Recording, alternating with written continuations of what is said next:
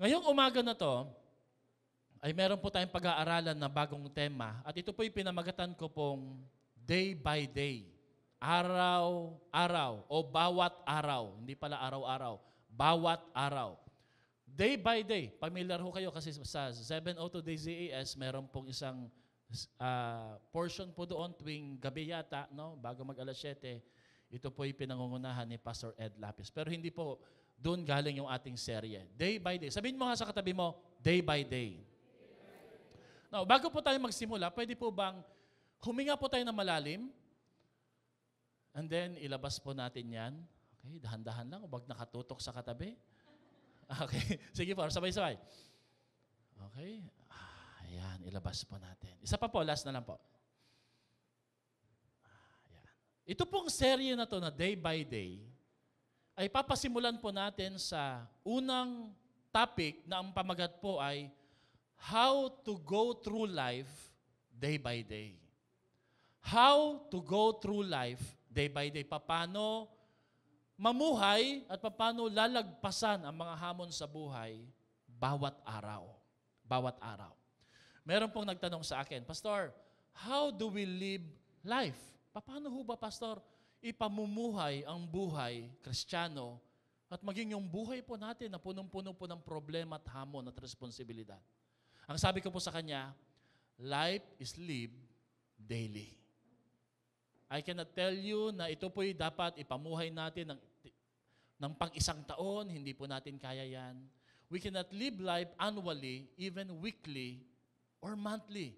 We can only live life day by day. Sa Tagalog, bawat araw. Alam niyo po, ang buhay po ay punong-puno ng daily walk, daily hustle, yung po may mga business po dyan, whether sa on-site man, sa tindahan ninyo, o di kaya sa online. Naaalala ko po nung namamalengke ho kami. Nakapunta na ho ba kayo ng palengke ngayon sa Baliwag? Naku, napakaluwag po ng daanan. Totoo, maluwag mo ba? Hindi po maluwag, no. Wala po mapagparkingan, no. Narinig ko doon, nagmamadali po yung isang misis, medyo bata pa po siya, siguro kasing idaran po yata nila Krisa. Nagmamadali po siya, tinatawag niya yung kanyang misis, sabi niya, bilisan mo, nakapamalengke na tayo, nabili na natin yung gamit ng mga bata. Mag-o-online selling pa ako. Sabi naman ng mister niya, ano naman ang pinagmamadali mo? Sabi niya, abay, pag na-late tayo, wala nang manunood sa ibebenta ko. So I feel this mother, young mother, no?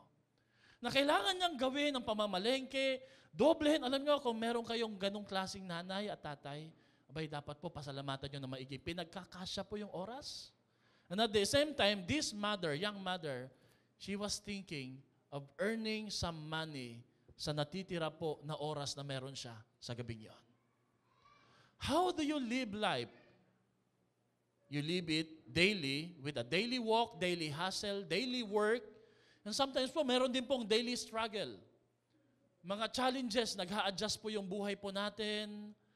If you can relate, sino ho dito, meron pong mga anak na hinahatid sa school, susunduin mo na naman, no? Hindi mo na alam kung sino sinusundo mo, saka hindi mo na rin alam sino po ang inahatid mo. Nagkakapatong-patong na. Minsan po, dahil sabi ko, dapat pala, hindi natin pinangalanan natin mga anak na puros J.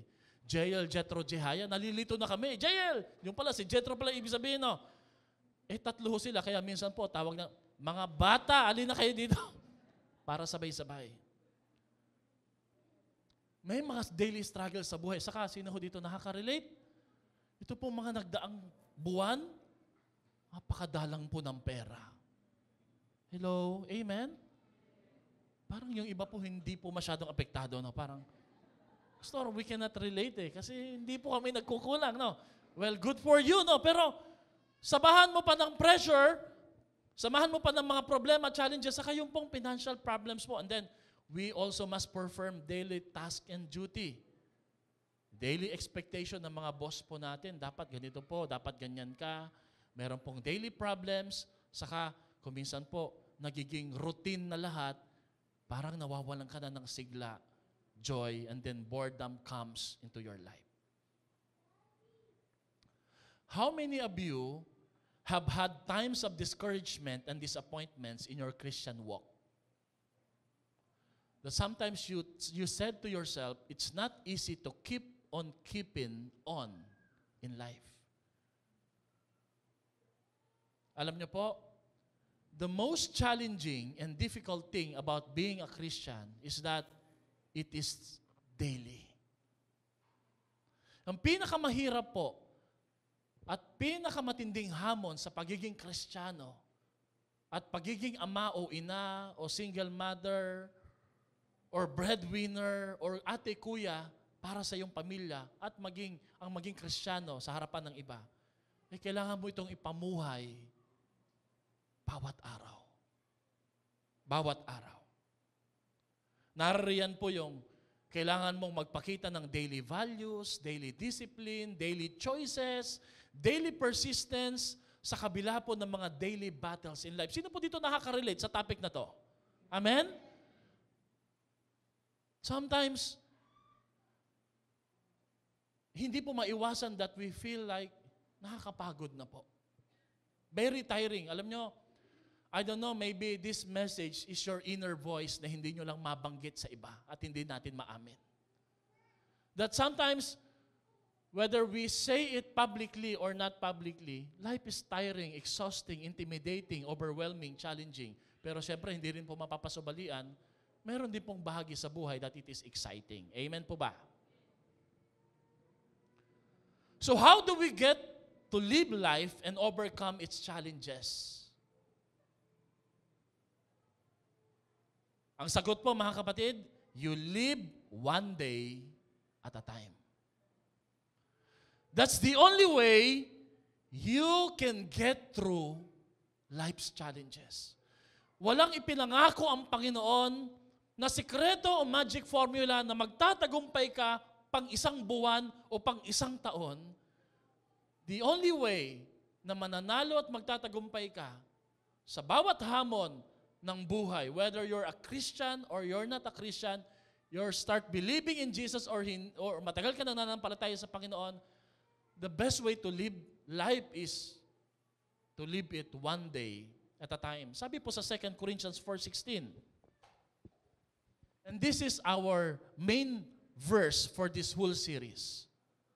Therefore, we do not lose heart because though outwardly, in other words, sa panlabas po, napapagod po tayo, nadi-discourage tayo, o kung hindi po maiwasan minsan, pumapalat, nagkakamali po tayo.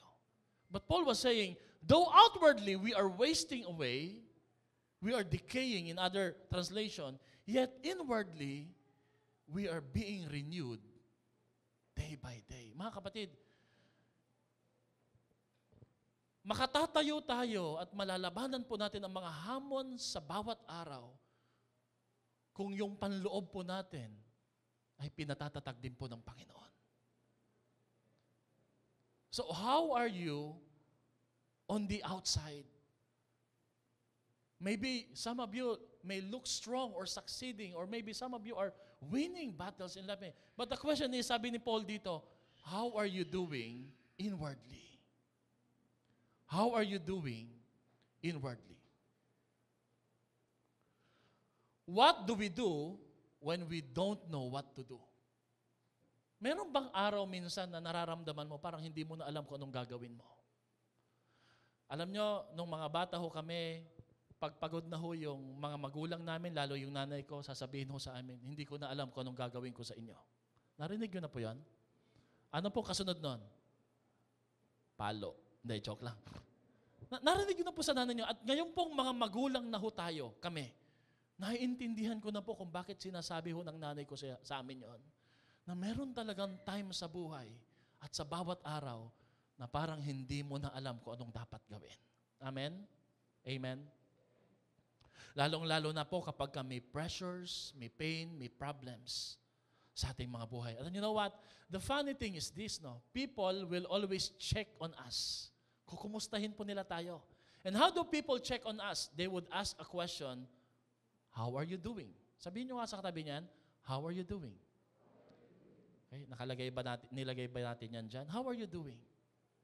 Alam nyo ba mga kapatid, itong tanong na to na how are you doing is one of the most popular question that was asked Many, many times and repeatedly during the time of pandemic. Lalo na po yung hindi ho tayo pwedeng lumabas, hindi pwedeng mag-gather, yung mga mahal mo sa buhay, hindi mo pwedeng madalaw, lalo na po yung mga nagkasakit ng COVID, yung pong mga namatayan, nawala na mahal sa buhay. We always ask the question as a way of connecting to others we ask the question, how are you doing? In other words, ang ibig po nating sabihin, how do you get past through life? Paano ka nakaka-survive sa panahong ito? At alam niyo po, ang tanong na ito, madali po ba itong sagutin? How are you doing? Ito bang tanong na ito ay easy to answer or hard to answer? Easy? It may look easy. How are you doing? But actually, tama ho kayo, it's hard to answer. Why? Because when somebody asks you, how are you doing, there are layers of that question that we cannot just reveal. Meron pong mga stages pa. Hindi mo naman pwedeng sabihin, alam mo ba, ang hirap-hirap mag-alaga ng anak. Alam mo ba, ang dami kong hinahatid. Alam mo ba, ang dami kong hinahanda. Kung ikaw po ay magulang ho ngayon, sino ho dito naniniwala, ang tulog po ang pinakamatindi mong premyo. Yung mahabang tulog, siyempre po dapat meron ding gising.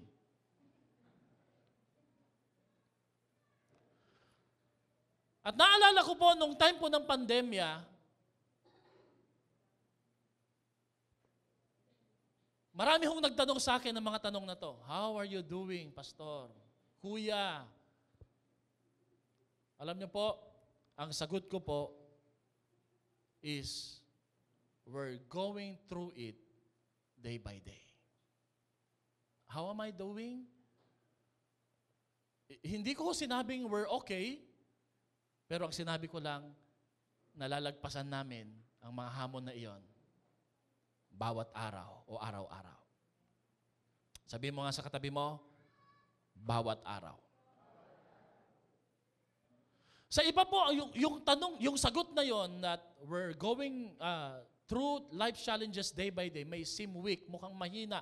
Parang ang dating po, ang tingin nila ay parang, wala ka man lang bang plano? Yan lang ba yung sasagot mo araw-araw? Haharapin mo yung hamon araw-araw? But actually, that's an honest answer. Mahirap kasi mag-pretend na nakaya natin at makakaya natin eh.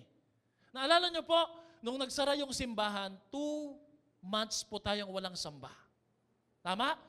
And then we decided that we must open the church. Pero hindi natin alam kung ano mangyayari. Kung marami bang magkakasakit, mahahawaan bang bawat isa. Pero alam niyo, pinakamatindi pong struggle po ng church na to and the leadership is, meron bang sasamba? Meron bang dadalo? Kasi takot lahat eh. Saka marami pong curfew, maraming quarantines eh. But you know what? We were able not just to survive but to thrive during the time of pandemic because we go through it day by day.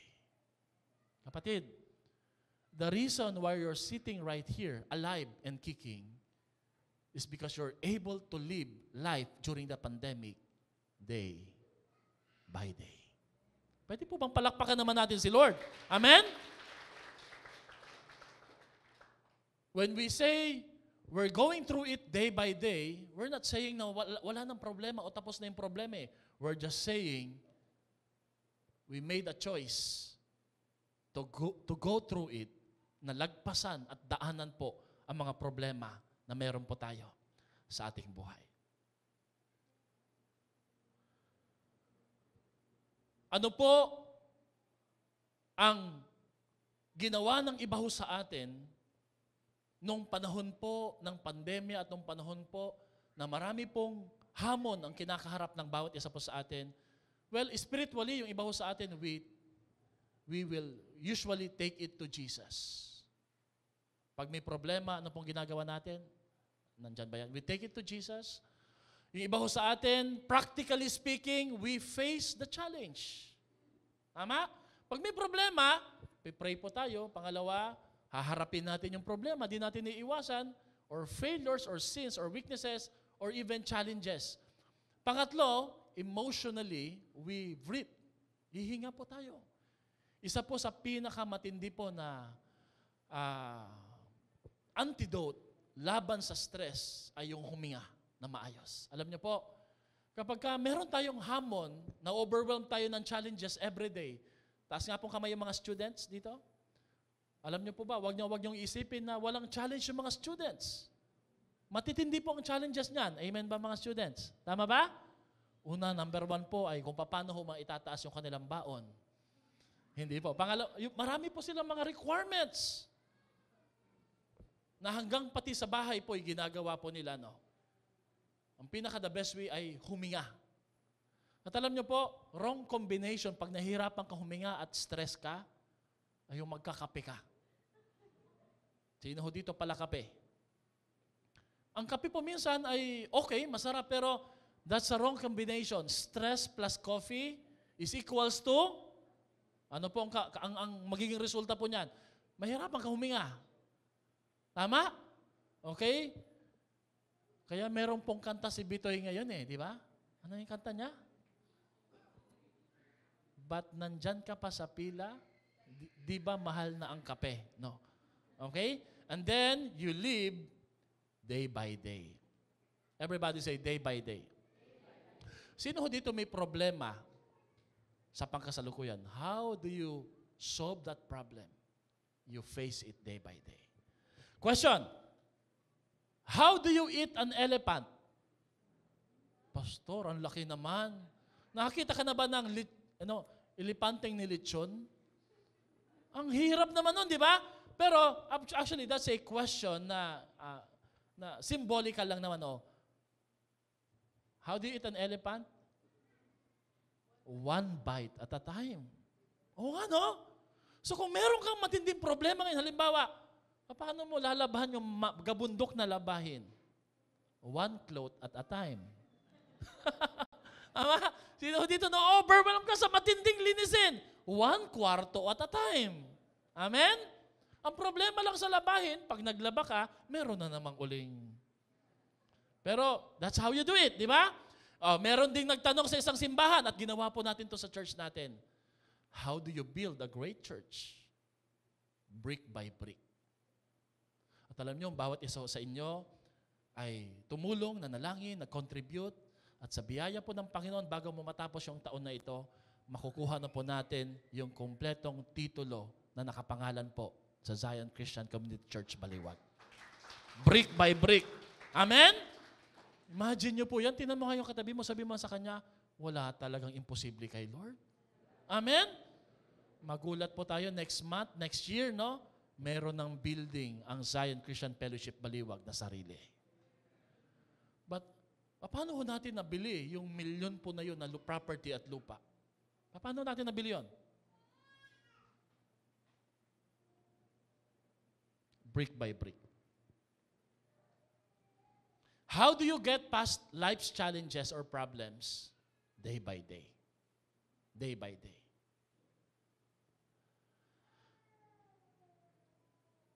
Nung hinahatid ko po si JL, alas 5 dapat gising na, hinahanda na. Sa gabi si Pastora na mamlansya. Ihatid ko siya. Tapos babalik na naman ako. Bakit? Kasi si Jethro saka si Jehaya, kailangan ko na namang ihatid ng 7:30. Alam nyo naman dito sa Laka talaga napaka-traffic, walang parking. So hirap na hirap. Magkaibang gate pa si Jethro saka si Jehaya. Pagdating po ng 10:30, kailangan sunduin si Jehaya. Pagdating po sa 1:30, kailangan sunduin si Jethro. Susubain mo na naman yung traffic. Pagdating po ng 3 po yata ba? Tama, 3 no? Susunduin ko na naman si JL. So minsan napatanong ako, Lord, paano ko po ba ito malalagpasan? At ang sagot ni Lord, day by day. Sabi, uy, naku po. Naalala niyo mga nanay, madalas sinasabi natin, lumaki na sana kayo. Ano na nangyari nung lumaki? Bumalik sana kayo sa pagkamaliit. Tama? Pero, sometimes I was tempted to ask the Lord, Lord, sana po i-shortcut na lang yung pag-aaral nila. Pero, seemingly God is talking to me na parang sinasabi niya, hindi ganyan yung proseso ko sa pagpapalaki. Ang halaman para lumaki, binhi muna siya na kailangang patubuin. So walang shortcut sa buhay. Sabi mo nga sa katabi mo, walang shortcut. Madalas nating sabihin, Lord, i-microwave na po natin. Sino dito mahilig gumamit ng microwave? Wala nang init-init pa. Ano pang luto-luto? I-microwave na lang natin eh. Pero sabi ni Lord, hindi masarap pag microwave. May mga pagkain na pwedeng i-microwave. In other words, I'm just using an illustration. Yung bang shortcut po na paraan. You will go through it day by day. Minsan po, nakita po ako ng tita ko. Sino dito may tita na puging-pugi sa'yo?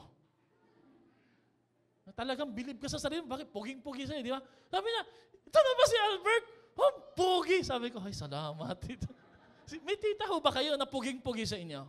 Gandang-ganda, Gina J. Di ba? Parang gusto mong ipag-pray lagi yung tita na yun, no? Ito na ba si Albert? Sabi ko, opo. Sabi niya, paano ka lumaki ng ganyan? Lumaki talaga ako. Sabi niya, paano ka pumogi na ganyan? Sabi ko, araw-araw lang po. Pahambol, di ba? Araw-araw, no? Kapatid, kung magiging gracious lang po tayo at magiging patient, tingnan mo yung katabi mo, sabi mo sa kanya, tumatatag, gumaganda ka, bumubuti ka, bawat araw. Amen? Sige, sabihin niyo po sa kanya. Go! Sabihin mo, gumaganda, gumagaling, tumitindi, tumitibay, tumatatag, bawat araw. Ang ganda siguro ng ganong greetings araw-araw, no? Hindi yung, hi sis, good morning. Ba't ang taba mo? Parang hindi maganda. Tama, di ba? Ngayon pag nakita ka kagad, ano nangyari? Sa isip mo, ano bang nangyari? Hindi ba't maganda? Bawat araw, paganda ka ng paganda. Yan. Papugi pa ka ng papugi. Sabay, Lord, patawarin mo ako. Hindi po. You go through life day by day. You take it to Jesus. Everybody say, take it to Jesus. Alam niyo po sabi ni Lord sa Matthew 11:28, lumapit kayong lahat sa aking mga napapagal. Everybody say, lumapit. When you're experiencing challenges in life, huwag lumayo, lapit kay Lord. Tuwing kailan, Pastor? Day by day. Now, for those of you na kagaya ko na hindi perfect yung buhay, may mga challenges tayong kinakaharap, siguro po magandang declaration ito, itong take-away truth na to. Know that you are not just surviving in your seasons of life. Say to yourself, sabayan niyo po ako, I'm overcoming, I'm thriving, I am getting nearer in my goal, I am not the same as yesterday, I am growing, I am learning, I am winning, therefore, I am celebrating day by day. Kung dinadala mo ang problema na to, na may kasamang panalangin, pananampalataya, at paglapit sa Diyos, kapatid, you are not just merely surviving. You are actually thriving. At magugulat ka, yung 2 years of pandemic, kung paano nalagpasan mo yon, yung hamon na kinakaharap mo ngayon, malalagpasan mo yon na hindi lang nagsusurvive, kundi you are winning the battles in life. Palakpakan po natin si Lord sa ating buhay. Amen? But how do you do it? You take it one day at a time. Kaya maganda po sana po, no? Kung meron tayong mga bayarin, sino dito may mga bayarin? Okay lang po yung may bayarin, eh. Mahirap po yung maraming naniningil. Parang magkaiba po ba yan, Pastor, no? O yung alam mong may babayaran ka, pero yung hindi mo muna babayaran. Sino dito, marami pong mga projects o goals sa buhay. Alam niyo po, maganda ho, dapat ganito sinasabi natin eh. Konti na lang, hindi po konti pa lang. Amen? Tama? Hindi ho natin dapat sinasabi na malayo pa eh. Bagkos ang dapat natin sinasabi, malayo na. Kahit papano. Pwede po ba natin sabihin yan? Ready? Go. Konti na lang, hindi konti pa lang. Malayo na, hindi malayo pa. Sino ho dito yung may hinuhulugan ka, ilang buwan na lang matatapos na? Amen? Ano ba hinuhulugan mo, no? And then, nagpaplano ka na naman ng kukuha ng huhulugan. That's okay, bahala ka, okay lang yun sa yun. Pero ang mahalaga ho doon, nandun yung grasya ni Lord na tumutulong po sa atin. Amen? Now, the key to enduring life is found on what you do daily. Introduction pa lang po yung sinabi ko kanina. Ito na talaga yung totoong mensahe. Ang susi para malagpasan ang anumang hamon na kinakaharap mo araw-araw ay kailangan malaman mo paano at anong ginagawa mo araw-araw. Are you grumbling, complaining, not doing well? Maraming assignments pero lagi mong nililate, hindi mo ginagawa yung the best mo. Hindi naman mawawala yung assignments mo. Pero pwede mong sagutin ng tama. Kasi may resulta po pagdating ng tamang panahon. So, the key to enduring life is found in what you do daily. Ang susi, hindi lang para malagpasan, kundi mapagtagumpayan ang anumang hamon sa pang-araw-araw, ay ang malaman kung paano mo ito hinaharap at ano ang ginagawa mo araw-araw. So let me ask you a question. What do you do daily? What do you daily? Do you do daily? Yung iba po sa sobrang pagod, no? Itutulog. Pero yung iba po, bukod sa pagtulog po, gawa pa rin po ng gawa. As a result po, may extra na pera. Yung iba po'y nag-aaral. As a result po, may inaabangan po silang achievement at goal sa buhay. What do you do daily? You see, mga kapatid, hindi lang po mahalaga that we get past through life. Ang daanan nito at lagpasan to araw-araw That's not what I'm suggesting The key is, how do you get past through life? Anong ginagawa po natin? Pastor, why is this important? Because what you do daily will determine who you become permanently. What you do daily will determine who you become permanently. Sa totoo lang kapatid, hindi ka nababago ng mga hamon araw-araw. Nababago ka kung paano ka tumutugon doon. Good or bad, your response will determine how you become sa challenges. Now, you know what? Maraming mga tao, I always hear them complaining, alam mo, ganito ako, nawalan ako ng trabaho, alam mo, ganito, may sitwasyon kami, no? Well, sabi ko, tinatapat ko na sila, kasi life is not fair. Life is tough. Sa totoo lang po, even sa Christian, even sa pastors, hindi pantay ang buhay. Lahat talaga may problema. But the question is this, what do you do about it? What do you do about it? If you're experiencing pain right now, meron kang nararamdaman, hindi ka makahinga, well, to tell you frankly, hindi lang ikaw nag-iisa. Marami mong pinagdadaanan na ganyan. Pero yung iba po, nalalagpasan na nila, malapit na nilang malagpasan. Ang tanong ho, sa'yo at sa akin, ikaw, paano mo siya nilalagpasan? What you do daily will determine who you become permanently. Amen? Your daily routine, your daily discipline will determine your future reward. Ang problema ho sa atin, hinarap lang talaga ang buhay araw-araw Pero walang nilagay na tamang attitude o tamang disiplina. There's a reason kung bakit life must be lived daily. Because it is day by day that we develop the right habits that will make us successful and more than a conqueror sa mga hamon sa buhay. Your daily routine or discipline will determine your future reward. Kapatid, hindi po pwedeng magiging relax lang po tayo, magpapabaya po tayo, o di kaya naman po mahuhulog tayo sa kasalanan. Marami po mga dahilan o excuses po para magkamali, but wag ho nating hayaan na mangyari po sa atin iyon. Produce a routine or discipline that will determine your future reward in life. Everybody say habit. Mga pag-uugali, mag-develop ka ng pag-uugali. For example po, dahil kailangan namin gumising ng maaga at ihahatid namin si Jethro Jihaya, kailangan namin matulog ng maaga. That's a habit. We don't survive or thrive araw-araw para maihatid sila just by living through it we develop a habit, a discipline. Amen? So, just because there's pressure, it doesn't mean na kailangan matalo ka na eh. Kailangan mo maglagay ng mga habit. How is your daily habit? Anong habit meron po tayo? Is it bad habits or good habits?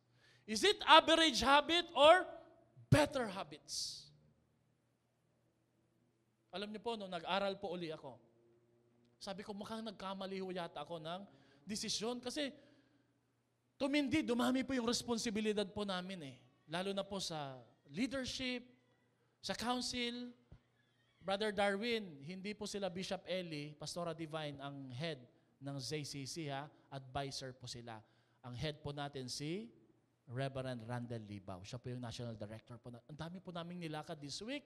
Tapos yung klase po namin Monday, Wednesday, Friday. Tapos ang daming assignment, reading assignment.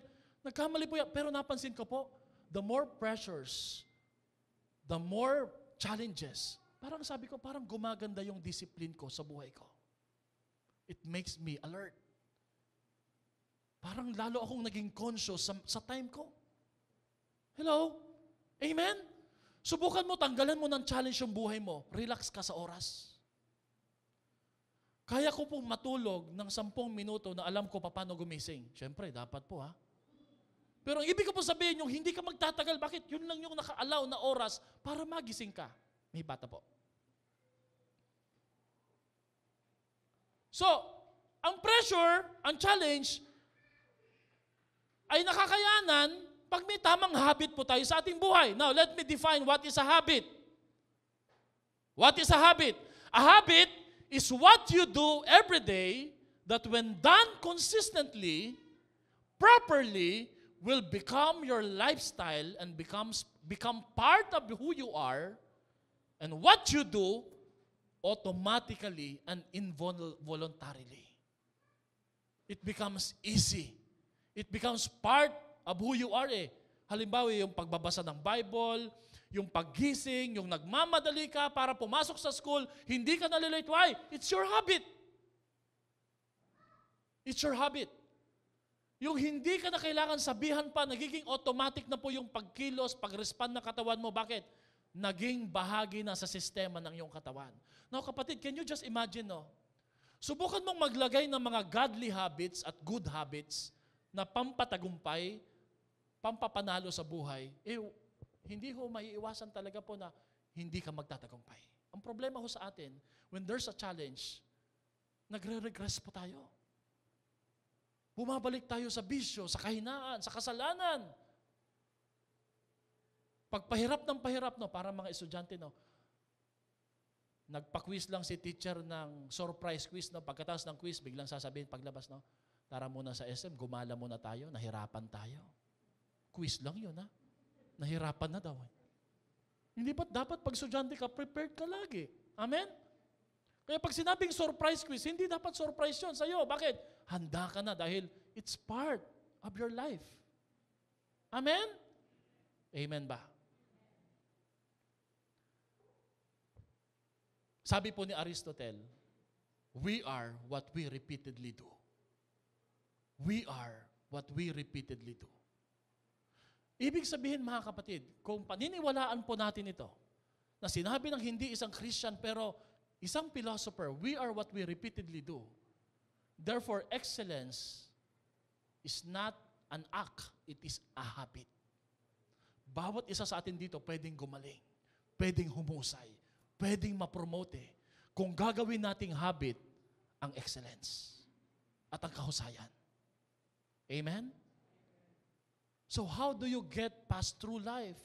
Day by day. Pero ang tanong po dito ni Lord, anong klaseng day by day na pagharap ng problema? Perseverance is a habit. Sabi ko nga po, if you like making excuses, if you always quit on something, it becomes a habit. Pag may nag-encourage sa'yo, tara, dalo tayo sa church, magbasa ka, attend ka dito, ayoko po, nagiging habit po natin yun, nagiging quitter po tayo. And you know what? Hindi tayo nagle-level up. Amen? Yung hindi pagsunod sa magulang, it also becomes a habit sa buhay po natin. Everybody say crisis. Sabi nila, crisis makes who we are. Do you believe on that? Crisis makes who you are, who we are. Kung sino ka ngayon, iyon ay dahil sa crisis. Naniniwala po ba kayo doon? Tama po ba yon? Mali. Because crisis, before it creates a habit, it exposes your habit first. Pag may hamon, pag may problema, nawalan ka ng pera, nawalan ka ng trabaho, nawalan ka ng scholarship, hindi ho siya bumubuo ng habit sa buhay mo eh. It does not make who you are or who you become. It exposes who you are. Sino ka pag may problema? Sino ka pag may hamon? In fact, if you have bad habits, difficult times will make bad habit worse. Hello? Ang mga mahihirap na sitwasyon na sa buhay, pag dumating ito sa buhay mo, palalalain niya yung masama at masagwang pag-uugali na meron po tayo. For example po, sorry for saying this now, halimbawa kung naging habit na po natin yung pagiging tamad, pag may dumating na problema, lalo tayo magiging tamad. Pag naging habit na po natin yung pagiging pabaya, pag dumating yung problema, lalo po tayo magiging pabaya, lalo sa ating buhay. So you see, crisis will expose your habits. Crisis will expose your habits. That's why we must watch out because most of the times or bad days and bad life will also create a bad you. Pag di ka nag-iingat, yung mahirap na buhay araw-araw ay lilikha ng masamang ikaw. Hello? Life is all about choices. Kung pipiliin po natin lagi na piliin yung tama at gawin yung tama, tama po ang buhay po natin. There's no guarantee na magiging matagumpay, magiging mabuti po tayo. It's all about choices. Bad days can produce a bad you.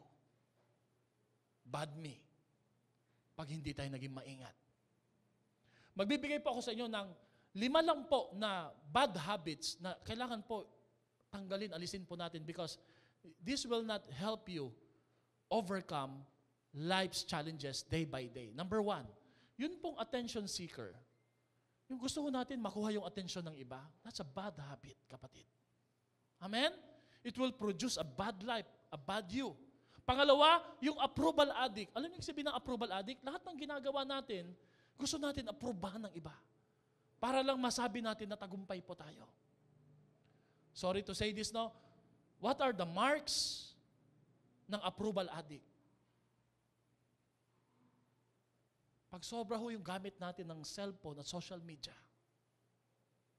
Kapatid, as your pastor, I love you, I care about you, mga kapatid. Hindi nyo po kailangang ilathala, ilagay lahat sa social media yung nangyayari sa buhay nyo. Is that okay? Okay lang po ba yun? Bakit? Delikado po yan.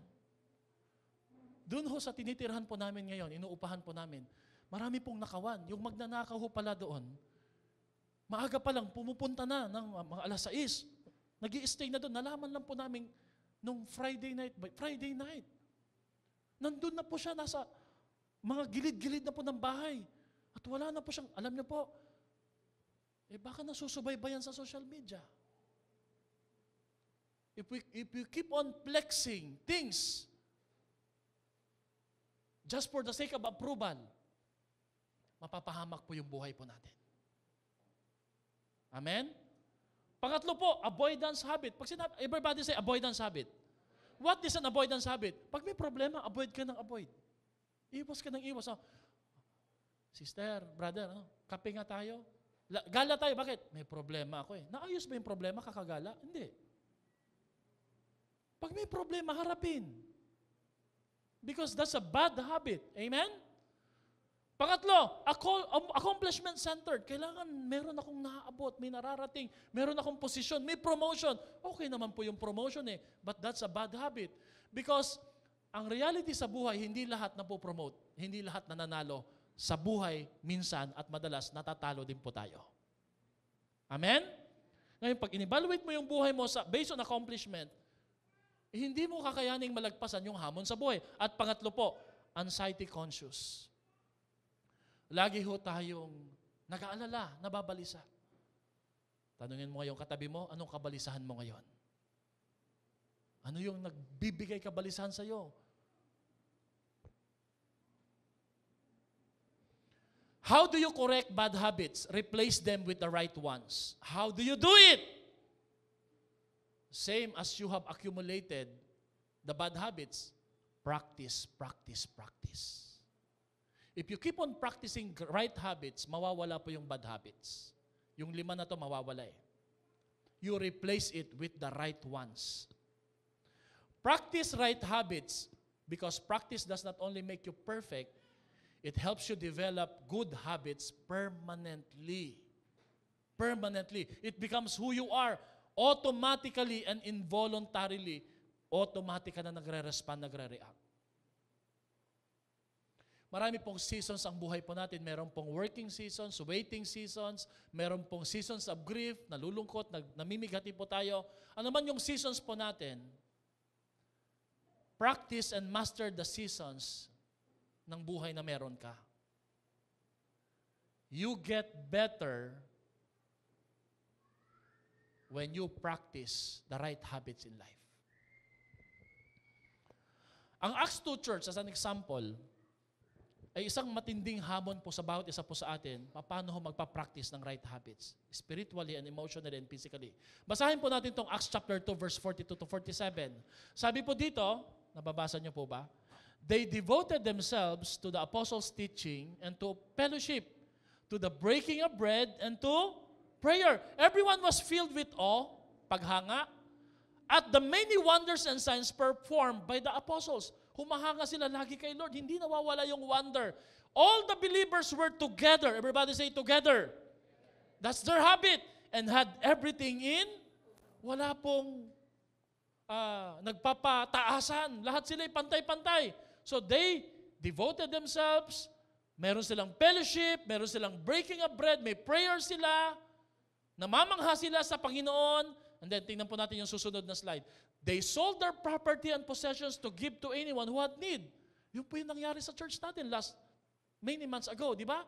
So that we could able to purchase a property. So if we can only develop the right habits, may na-accomplish po tayo na matindi. Amen? Every day, they continued to meet together in the temple courts. Kapatid, grabe po, cell group po dito every day. Sa atin nga, once a week lang, ayaw mo pa. Once a week na lang. Ito, ang cell group nila, every day. Walang kasawa-sawa. Grabe, no? This is the first church. This is the Acts 2 church, no? They broke bread in their homes and ate together. Sabi mo nga sa katabi mo, ate together. Sabi mo nga sa kanya, yayain mo naman ako. Di ba? With glad and sincere hearts. Tuloy po natin. Ano po ang nangyari? Praising God and enjoying the favor of all the people, and the Lord added to their number daily, araw-araw, those who were being, ay grabe, may resulta. See, mga kapatid, pag nag-establish po tayo ng right habits sa day-to-day, day-by-day na challenges, meron po tayong great results na matatanggap. Now, let me give you the situation ng Acts 2 Church. Baka sabihin nyo, Pastor, kasi matindi po naman kasi ang kakayanan nila kaya sila nagtagumpay. Hindi po. The situation is this. No? It was not popular to become a Christian and a disciple back then. Why? Because there were persecution, there were limitation, wala silang LCD projector, wala silang LED TV, wala silang air-conditioned facilities, at higit sa lahat po, si Jesus ay pumaakyat na po sa langit. Hindi na nila kasama. So these 3 challenges, ito yung kinaharap nila, and yet they were able to thrive, not just survive, as a community, and as a church. Hello? Why? Because of the right habits na dinevelop nila sa kanilang buhay. Whether ito'y related po sa church, whether ito'y related sa spiritual, o related sa buhay mo mismo, iisa lang po ang pinatutukuyan po ng prinsipyo na to. Pag may right habits po tayo, kahit gaano kahirap ang buhay, hindi ka lang basta makakaraos, magtatagumpay ka. Amen? Magtatagumpay ka. Sa masamang araw, kung ang ipoproduce mo ay mabuting ikaw, may magandang resulta. Kahit masama yung araw na yon, even if we're experiencing bad day, if you are producing the right habits, great results po ang lalabas. In fact, winners and champions are produced coming from bad days of life. Amen? Now, fast forward, the habits that the disciples developed 2,000 years ago will become the discipline that we will do today as a church. Who would have thought, no?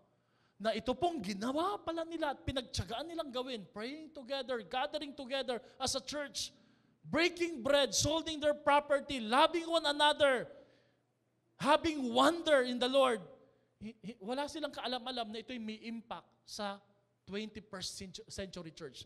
At ito yung ginagawa na po natin ngayon. Taas nga po kamay yung mga magulang dito, parents.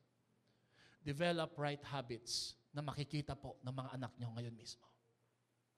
Because habits and values are best caught rather than taught. Mas madali nilang makita kaysa ituro mo lang. Pag nakita nila sa iyo na ginagawa mo na, no question na po yun. Susundin nila. At isa po sa pinakamagandang habits na ginawa nyo ngayong araw na to, ang dalhin po sila at makasama ho kayo sa pagsamba sa ating Panginoon. Palakpakan natin si Lord. Amen? It's all about habits. At ang impact po ng simbahan ngayon sa buong mundo ay nagsimula po sa habits na dinevelop ng Acts 2 Church. The Acts 2 Church is a story and a journey nang hindi lang sa ginawa ng Diyos sa kanila, kundi kung anong ginawa ng mga disipulo sa Diyos. And that's habit. Madalas natin pinagpipray, Lord, gumawa ka sa buhay namin eh. Pero ang madalas na tanong ni Lord, ikaw, anong ginagawa mo? Anong ginagawa mo ngayon? You want me to change your situation? You want me to bless your difficulties? You know what?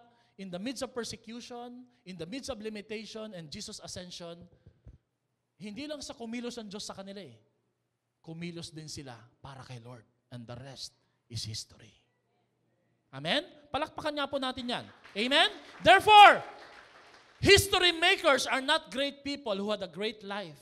That's impossible. But people who did great things sa kabila ng challenges sa kanilang buhay. You will make a history. Yung simpleng pagtsatsaga mo sa iyong trabaho, negosyo, ay mamanahin at mararanasan po ng future generation ng pamilya mo dahil sa iyong pagtsatsaga. Tingnan po natin kung anong nangyari. Acts chapter 2 verse 1 to 5, sabi dito, when the day of Pentecost came, they were all together in one place. Suddenly, a sound like a blowing of a violent wind came from heaven and filled the whole house where they were sitting. Bumaba po ang banal na Espiritu Santo. Ang tawag po dito ay the day of Pentecost. Okay, next slide po tayo. They saw what seemed to be tongues of fire that separated and came to the rest out on each of them.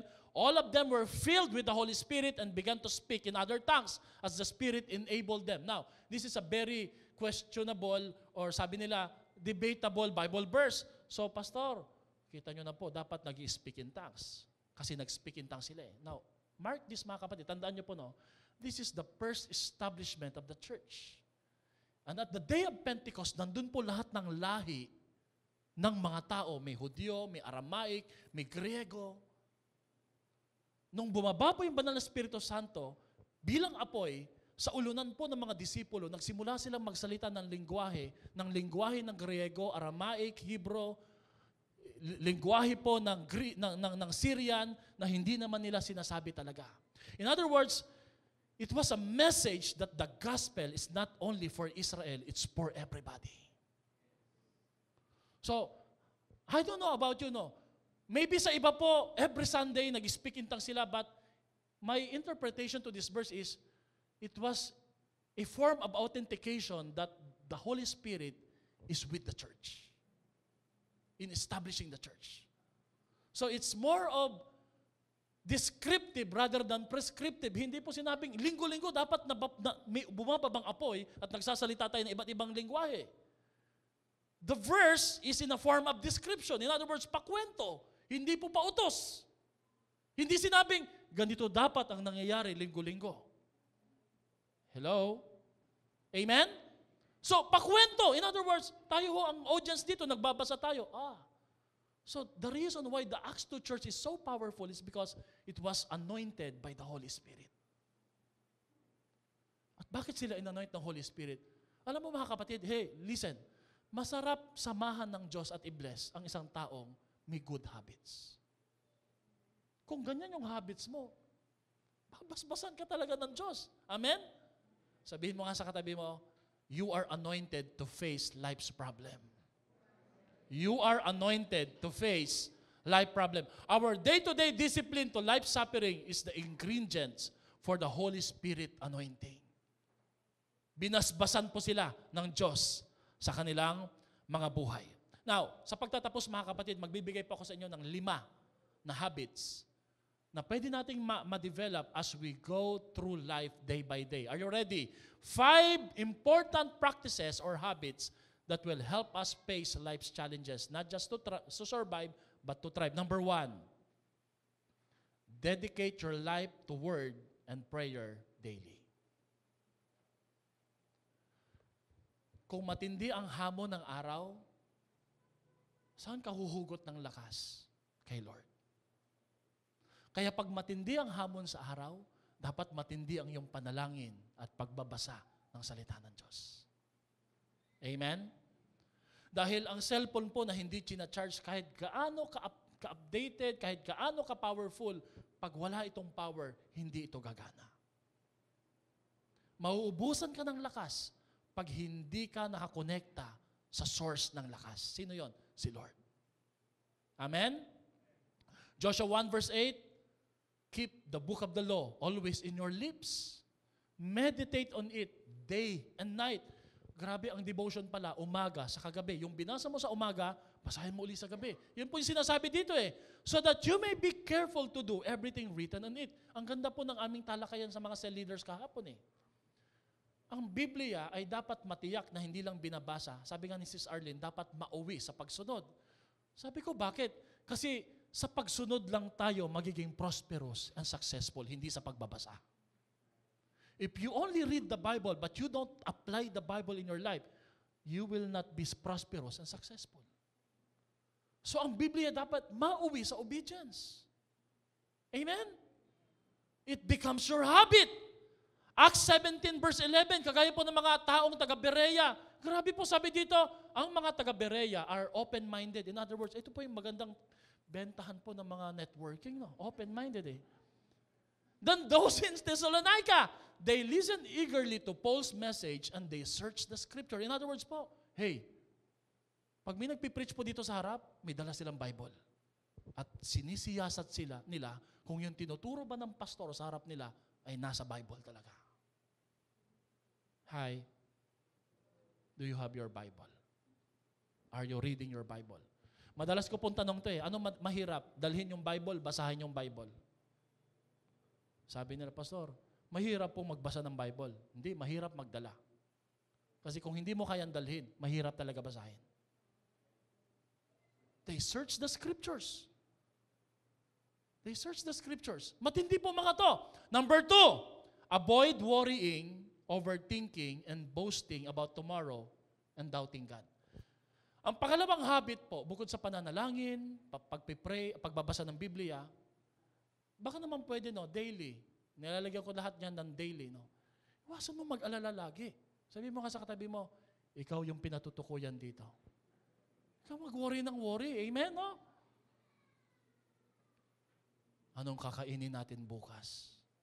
Hindi mo may enjoy yung pagkain, di ba? Huwag mo na akong bilhan. Bakit? Wala na tayong para bukas, no? Hindi ka may enjoy, hindi ka Proverbs 27 verse 1, do not boast about tomorrow. Everybody say, do not boast about tomorrow. Huwag tayong magmamayabang sa araw ng bukas. Amen? Hindi mo alam kung anong dala ng araw. Matthew 6:34, do not worry about tomorrow. Ba't ka nagwo-worry? Ang ganda rin po ng sinabi ng isang cell leader kahapon. Pag nagwo-worry ka, parang sinasabi mo, wala na si Lord bukas. Hindi na niya tayo sasamahan, kaya mag-aalala ka na lang. That's an accuse towards God. When you worry, inaakusahan mo ang Diyos na hindi siya mabuti. Marami ho sa atin dito, professional warrior. Totoo lang, galing tayo mag-worry. Mahusay tayong mag-alala. At mga kapatid, that's a habit. Habit yan na nakakasira ng buhay. So, don't worry. Instead, Matthew 6:31-33, do not worry what we shall eat. Sabihin mo nga, huwag kang mag-alala kung anong kakainin mamaya. Wala tayong kakainin mamaya. What shall we drink? Wala tayong iinumin mamaya. Sabi niya, what shall we wear? Kontento ka na dapat sa suot mo ngayon. For the pagans run after all these things, and your heavenly Father know that you need them. But seek first the kingdom of God and His righteousness, and all, everybody say all, these things shall be added unto you. May mga bagay, idaragdag na lang ni Lord dahil inuna mo siya. Palakpakan niya po natin si Lord. Amen? Tapikin mo nga yung katabi mo sa Kanya, sabihin mo sa Kanya, don't worry. Worship God. Sabi sa Luke 11:3, give us this day our yearly bread data sinabi. Weekly. Annually. Hindi. Ang sabi, give us this day our, because God loves daily. Ang bawat araw na nakikita ka ni Lord na lumalapit sa Kanya ay isang kagalakan sa ating Diyos. Amen? Number 3, increase your trust and praise daily. Palakasin mo ang iyong tiwala at pasasalamat sa Panginoon. Psalm 68 verse 19, praise be to the Lord, to our God, our Savior, who daily bears our burdens. Partida ha? Sinasamahan ka pa ng Diyos niyan. Mas nagre-reklamo pa po tayo. Ang Diyos po ang laging nagtatawid po sa atin sa bawat araw o hamon sa buhay. Amen? Naalala ko po, no, pagdating sa pasasalamat, may isang cancer patient, nung magpapagupit na po siya, sabi ng kanyang parlolista, ma'am, natatanggal na po yung mga buhok niyo. Puputulin ko, tatanggalin ko na lang po ba lahat? Konti na lang po natitira eh. Nalulungkot po yung parlolista. Alam niyo, sabi ng babae, sabi niya, no, don't remove them, color them. Alam niyo, problema sa atin minsan, yung natitirang meron tayo, hindi natin ma-appreciate kasi hindi tayo nagpapasalamat. Nawawalan ng kulay. Ano man po yung hamon na meron po tayo, ano man yung natira na lang sa atin ngayon, everyday, pasalamatan natin ang Diyos lagi. Sabihin mo nga, thank you, Lord. Thank you, Lord. Amen? Lamentations 3:22-24, the Lord's love never end. His mercy never stop. They are new every day. Every day. Ano yung reason bakit hindi ka dapat mag-give up? Paggising mo bukas, laging bago at sariwa ang kabutihan ng Diyos sa buhay po natin. Hindi nag-uulit ang Diyos. Lagi siyang mabuti. Lagi siyang tapat. Amen? Kung ikay nag-uulit ng ulam, ang Diyos hindi nag-uulit ng miracle. Laging bago. Kakaiba. At kamangha-mangha. Pang-apat po, pag tinignan niyo po yan, acronym po yan ng salitang daily eh. Daily. Letter L, listen more to God, listen to yourself and others daily. Mga kapatid, let me elaborate this, mga kapatid. Ang susi po para malagpasan mo ang hamon sa buhay, makinig ka sa Diyos. Anong sinasabi niya sa'yo? Makinig ka para makaiwas ka sa tukso. Makinig ka para labanan mo yung mga tamang laban lang sa buhay. Pangalawa po, makinig ka sa katawan mo. Listen to your body. Pag yung katawan mo po nagyayaya ng matulog, matulog ka. Pag yung katawan mo ay medyo may problema na, may sakit. Alam niyo po ba, everybody say sakit. Ang sakit ay isang paalala that there's something wrong in your body. Kaya ang sakit po, hindi laging mali. Ang sakit po ay red flag o signal na nagsasabing meron kang hindi inaayos sa buhay mo at sa katawan mo. Listen to your body. Pakiramdaman mo, nahirapan ka na bang huminga? Learn to say no sa mga schedule. Mag-exercise ka. Sino ho dito naglalakad araw-araw? Nagpaplanong maglakad pero hindi pa nakakalakad. Araw-araw. Maganda naman no. Araw-araw naman nagpaplano pero hindi nga lang natutuloy. Ganyan na po kami ngayon. Plano na, maglakad tayo mamaya. Yung lakad po nauuwi sa tulog. Listen to your body. Everybody say, I love you, self. Ready, go. Mahalin mo sarili mo, katawan mo.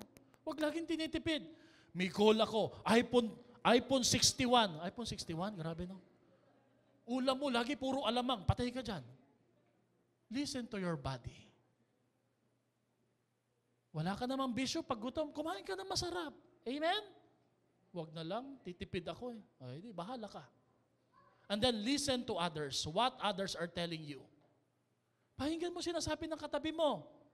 Kung yung katabi mo, mister mo o misis mo, lalo mo talagang pakinggan yan.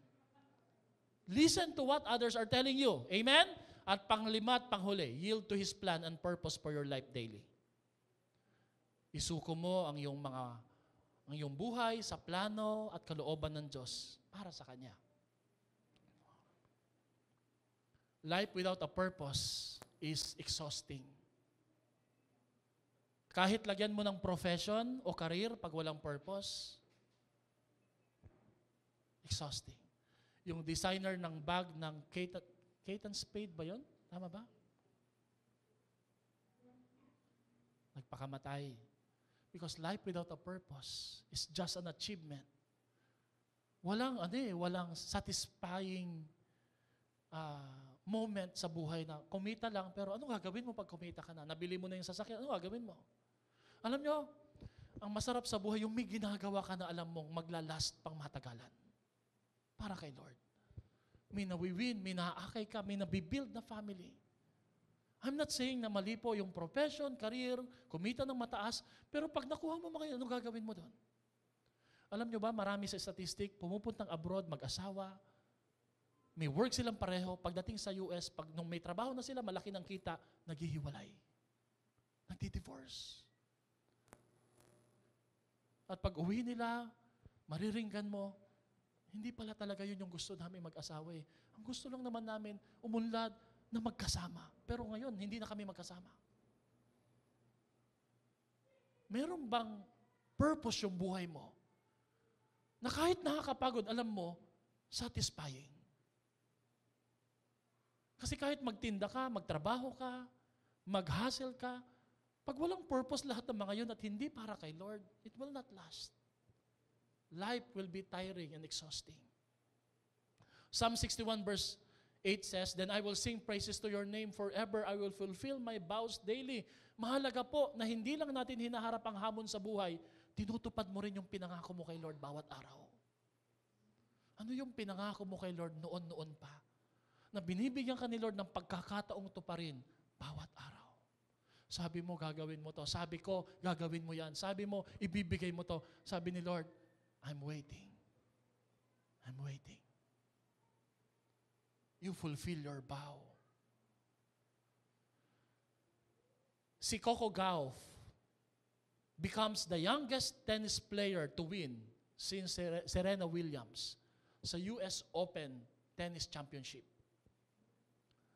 At the age of 19 years old, pero nung nanalo po siya, yumuko po siya sa bleacher na parang nagpapahinga at ang ESPN News, known na talagang dinidiscredit yung mga usapin patungkol kay Lord, nag-post po sa kanilang social media account at ang sabi, Coco was just soaking it up. Ibig sabihin po talagang ninanamlam lang po niya yung victory.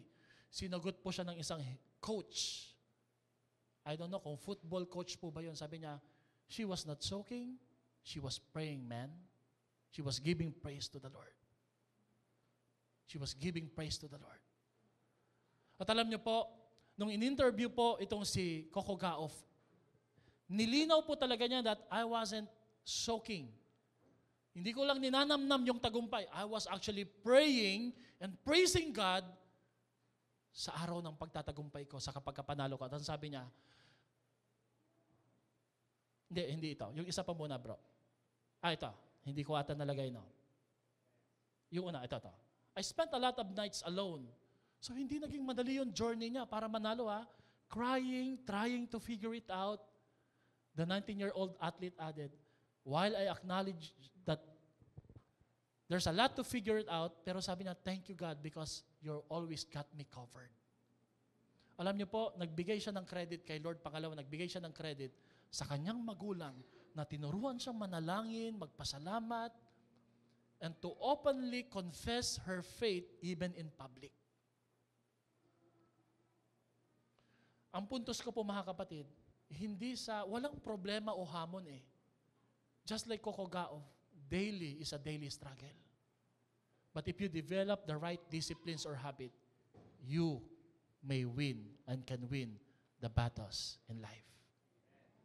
Tayo nga po'y tumayo para sa isang panalangin. Let me just remind you that our day-to-day discipline to life suffering is the ingredients for the Holy Spirit anointing. Say to yourself, review ko lang po ito, I am overcoming, I am thriving, I am getting nearer to my goal. I am not the same as yesterday. I am growing and learning, and I am winning battles in life.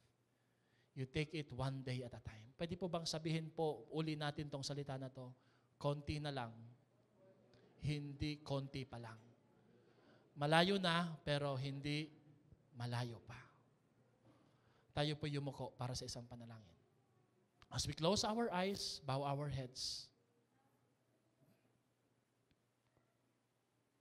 Sabihin mo kay Lord ngayong umaga na to, Lord, day by day, I will follow you. I will honor you.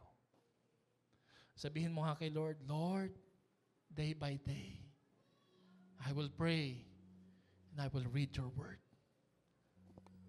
Sa araw na ito, kapatid, anuman po ang struggles o hamon na kinakaharap mo sa buhay, you can make it through with the right habits day by day. Sino ho dito ngayong umaga na to? Inaamin mo na kailangan mo ang lakas ng Diyos para malagpasan at harapin ang hamon bawat araw. Could you just please raise your hand?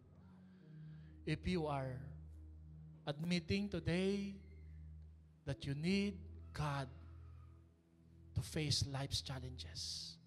Sino po dito, napapagod ka na, nararamdaman mo na yung stress, burden, but you are being reminded by the Lord, anak, malayo na, hindi malayo pa.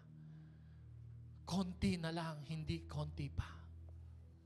Ang Diyos ang magbibigay sa iyo ng lakas so that you could fulfill your vows in the Lord, your pledge in the Lord, yung pinangako mo sa Panginoon. And always remember, mga kapatid, God is good today and He will always be good tomorrow at hindi Kanya pababayaan. Amen? Amen? Let us close our eyes and let me pray for you. Lord, today, we surrender our lives to you. Daily, we will devote ourselves in prayer. Daily, oh God, we will increase our praise and thanksgiving. We will listen more to God, more to ourselves and more to others, and we will yield to your purpose and visions for our life. Panginoon, salamat dahil Diyos kayo kahapon, ngayon at magpakailanman. Salamat po Lord sapagkat kilala niyo po kung sino kami, kilala niyo po kung anong ginagawa namin ngayon at kung ano ang magiging kami sa hinaharap. Thank you Lord for sticking with us no matter what. Kagaya po ng sinabi ng isang devoted Christian na si Coco Gauff, thank you Lord for covering us daily. Thank you Lord for covering us daily. And we trust you Lord today. Panginoon, mahirap man harapin ang bawat araw, pero Lord, pagkasama namin kayo, kakayanin po namin ito. Lord, we trust you, we honor you, and we make you, Lord, the center of our lives. Sabay-sabay nga nyo pa nga po akong sundan sa panalangin ito. Panginoon, bukas, ikaw pa rin ang Diyos na pipiliin ko at sasama sa buhay ko. Mula sa araw na ito, Panginoon, ikaw ang manguna at maghari sa aking buhay bawat araw. Amen at amen. Let's clap our hands for the Lord. Palakpakan natin ng Diyos. Let's sing this song.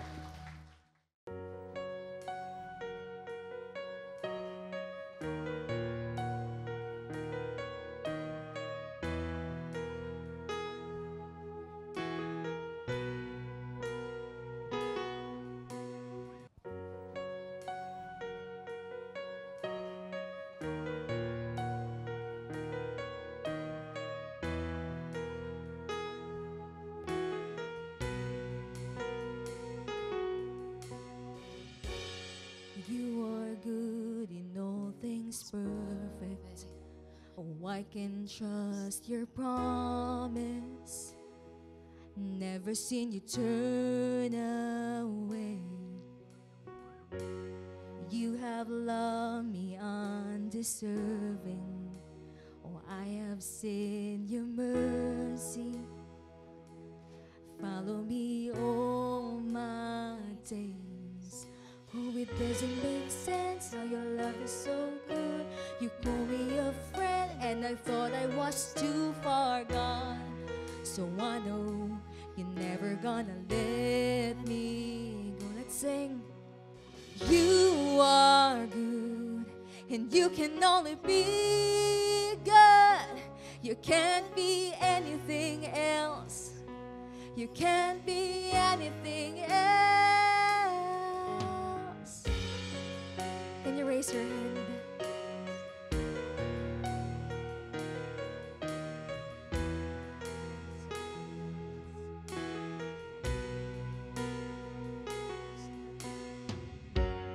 Hindsight's always 20/20. Oh, I can look behind me and see just how far I've come. Thank you, Jesus. You saved me from the brink of falling. Mercy shutting doors before me. Now I see all the good you've done. When it doesn't make sense and the future's unsure, I look at the past and I see you there all along. So I know you're never gonna let me, 'cause you are good. You are good and you can only be good.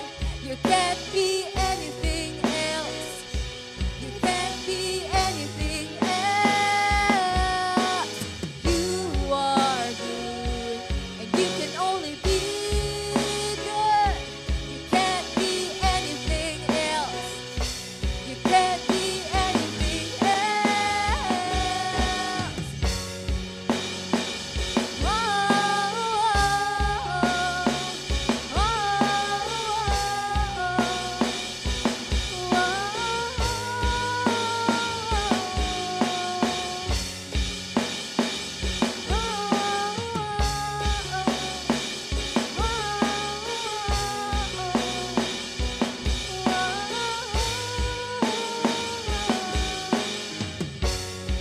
Today, you'll be good tomorrow.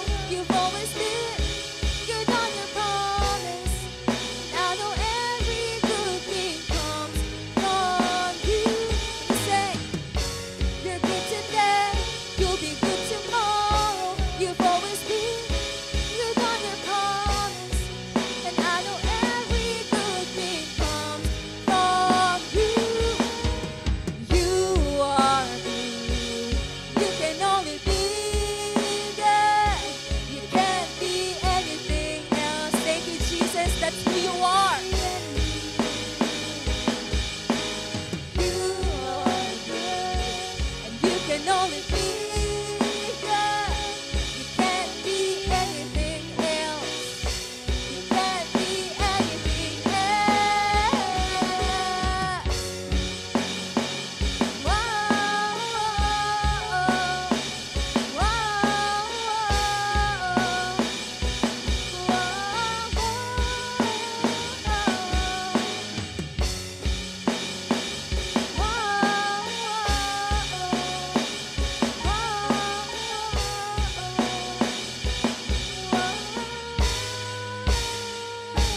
Thank you, Jesus. You are so, so good.